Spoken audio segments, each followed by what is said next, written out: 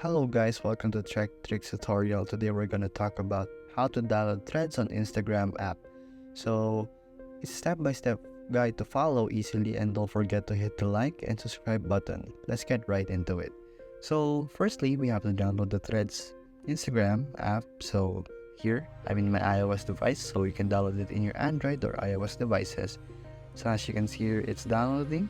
So it's linked to an Instagram app where you can sync all your data from Instagram to Threads, and it just works like Twitter. So there you go. I already downloaded it and you have to open it. So would you like it to send notifications? Yes. So there you go. As you can see, it's already linked to my own account. By just linking your own account, you just go to Instagram and just find the Threads there in your near the bio, where it will register it and redirect you to the Threads app to be registered. And there you go.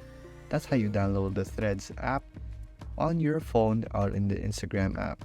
Thank you for watching this video.